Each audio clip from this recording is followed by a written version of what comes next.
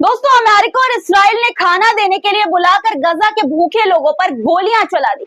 मासूम बेसहारा भूखे लोगों का खाना चोरी किया जा रहा है इस्राइल और अमेरिका की कंपनी द्वारा। एक ऐसा वक्त चल रहा है जहां रोटी के लिए इंसान को गोली मिल रही है, जहां मदद के नाम पर जुल्म हो रहा है और जहां बच्चे आटा को जमीन से बटोर रहे हैं दोस्तों, ताकि जिंदा रह सके, ताकि अपना पेट भर सके। मैं बात कर रही हूँ गजा की जमीन से, जहां से ऐसी दर्दनाक तस्वीरें आई हैं जो रुला देगी। लेकिन नेतन्याहू की बेशर्मी देखिए, कह रहा है कि गजा में कोई भूखा नहीं है। क्या सच्चाई है इसकी, आपको आज के इस वीडियो में दिखाने वाली हूँ सबूतों के साथ।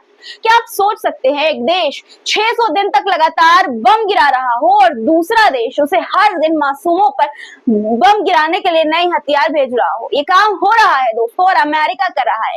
एक रिपोर्ट सामने आई है जो हैरान करने वाली है।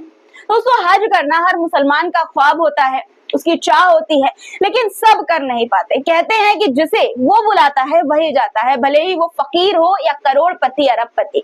आज 21वीं सदी में जब सब कुछ पैसे से खरीदा जा सकता है, तब ये बात साबित हो गई है कि खुदा जिसे बुलाता है वही जाता है। आज इसी से जुड़ा एक मामला आपको दिखाने वाली हूँ दोस्तों। बहुत चमत्कारी ये मामला है, पूरा वीडियो जरूर देखिएगा, बहुत कुछ खास इसके अलावा भी आज के वीडियो में आपको दिखाने वाली हूँ। अंत तक वीडियो देखिएगा स्किप किए बिना, और दोस्तों लाइक जरूर से वीडियो को कर दिया करिए, शेयर भी बहुत सारा किया करिए। चलिए अब शुरू करते हैं वीडियो। द लाइव टीवी, सच सबसे आगे। आदाब दोस्तों, मेरा नाम है मुस्बा खान और आप मुझे द लाइव टीवी पर देख रहे हैं।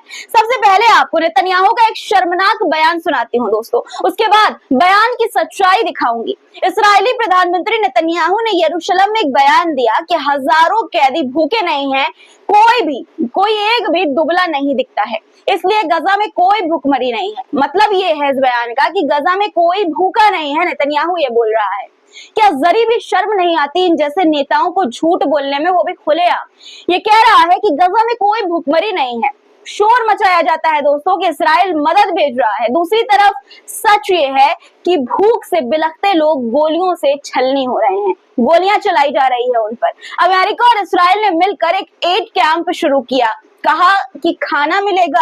हजारों लोग जमा हुए खाने की आस में कि खाना मिलेगा, एक वक्त की भूख तो मिट जाएगी। लेकिन जैसे ही भीड़ बढ़ी, ये कैंप संचालन से पहले ही एक दिन में ही दोस्तों ढह गया पूरी तरह से, जिसके बाद अमेरिकन मर्जिनरीज जो थे, यानी कि भाड़े के जो सैनिक थे, वो भाग गए, अपने ठिकानों को छोड़ दिया उन्होंने, क्योंकि हजारों भूखे गजावासियों ने परिसर पर धावा बोल दिया था जो भोजन की प्रतीक्षा कर रहे थे, और इस्राएली सेना ने उन भूखे लोगों पर गोलियां चला दी, जिससे कई लोग वहीं जख्मी होकर गिर पड़े। तस्वीरें मैं आपको दिखाती हूँ, देखिए कि किस तरह की भगदड़ मची हुई थी गजा में।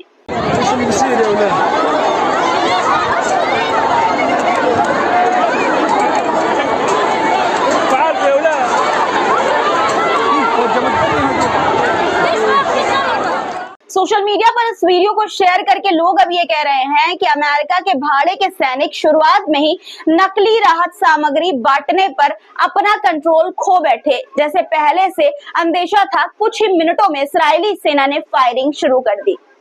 अमेरिकन जो भाड़े के सैनिक थे दोस्तों, भाड़े के सैनिकों को लेकर सवाल भी अभी उठाए जा रहे हैं। एक वीडियो शेयर करते हुए सवाल उठाया गया है, जिसमें एक आदमी, इसी अमेरिकन भाड़े के सैनिकों का एक आदमी जो है इराकी लहजे में बोल रहा था। एक यूजर ने इस वीडियो को शेयर करते हुए लिखा कि रफा में जो GHF का राहत शिविर चल रहा है, उसे अमेरिकी भाड़े के सैनिक चला रहे हैं। इनमें से एक आदमी इराकी लहजे में बात कर रहा है, बोल रहा है, और ज्यादातर पहले इराक और अफगानिस्तान में लड़ चुके हैं, कुछ तो ब्लैक वाटर ग्रुप का हिस्सा भी रहे हैं। इनमें हर एक को हर महीने $33,000 यानी कि एक दिन का करीब 1,100 यानी $1,100 की भारी रकम दी जा रही है। मतलब ये लोग मदद के लिए नहीं, एक मिशन पर लगे हैं, और वो मिशन इंसानियत की सेवा नहीं लगता है। वहीं दोस्तों गजा के लिए ले जा रहे सामान की चोरी भी हो रही है। जी हाँ, खबर भी सामने आ रही है इस तरह की। देखिए आपकी स्क्रीन पर एडम नाम के एक शख्स, ट्विटर यूजर का ट्वीट है, आप देख सकते हैं। इसमें ये बताया गया है कि आज गजा के लिए जो राहत सामग्री भेजी गई थी, उसे इस्राएली सेना और एक इस्राएली अमेरिकन कंपनी ने जबरन रोक लिया, यानी कि सीधा अगर ये कहें तो चोरी कर लिया। ये लोग राक्षस से भी बदतर होते जा रहे हैं दोस्तों, ये जो है एडम के द्वारा कहा गया। अब दोस्तों आप हालात का अंदाजा लगाइए कि क्या हालात होंगे इस वक्त गजा के। अब एक और तस्वीर मैं आपको दिखाती हूँ जिससे आपको अंदाजा और भी लगाने में आसानी होगी। अमेरिकी कंपनियों द्वारा संचालित सहायता वितरण केंद्र के पास एक बच्चा जमीन पर गिरा हुआ आटा बिन रहा था, उठा रहा था। तस्वीर देखिए आपकी स्क्रीन पर, पहले देखिए ये तस्वीर।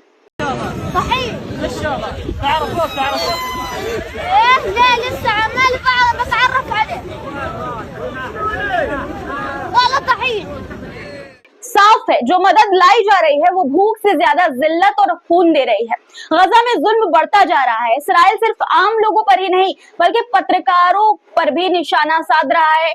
गजा के एक पत्रकार उसामा अल अराबिन, उनके घर पर इसराइल ने बम गिरा दिया। 9 लोग मर गए, शहीद हो गए, 15 जख्मी हैं। उनके 2 छोटे छोटे बच्चे भी इस बमबारी में मारे गए।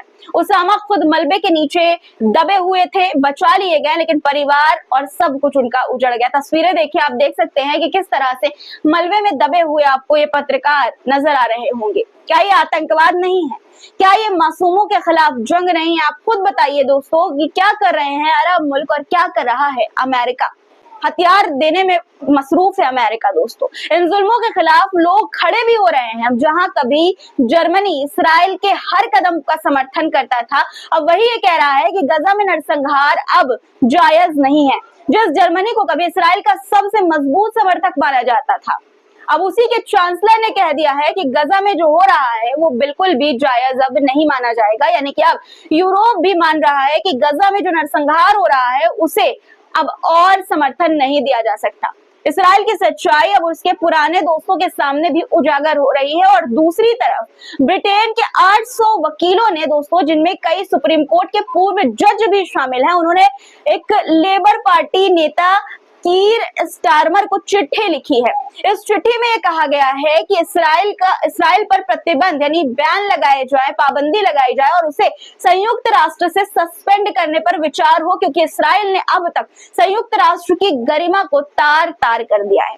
एक तरफ ये सब चल रहा है दोस्तों और दूसरी तरफ अमेरिका इसराइल को हथियार देने में मसरूफ है।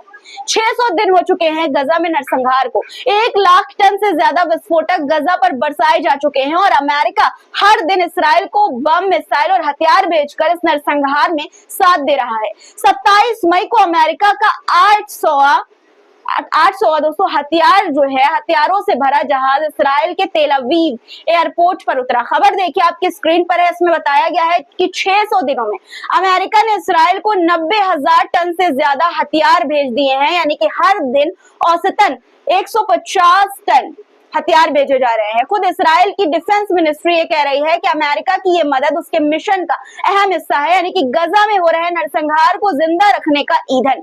पिछले 19 महीनों में अमेरिका ने इसराइल को करीब 30 अरब डॉलर के हथियार बेचे हैं। सिर्फ फरवरी 2024 में 7.4 अरब डॉलर की मिसाइलें और बम दिए गए। मार्च में 3 अरब डॉलर की इमरजेंसी मदद और भेजी गई दोस्तों।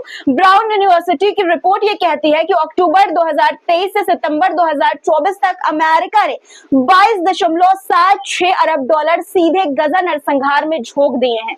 अब तक गजा पर 1 लाख टन विस्फोटक गिराए जा चुके हैं, जो वर्ल्ड वॉर 2 में ड्रेसडन, हैम्बर्ग और लंदन पर गिरे बमों से 3 गुना दोस्तों ज्यादा हैं। ब्रिटिश सर्जन डॉक्टर विक्टोरिया रोज ये कहती हैं कि मैंने कभी इतने ज्यादा जख्मी, इतने घायल और इतने छोटे बच्चों को ऐसे हाल में नहीं देखा है।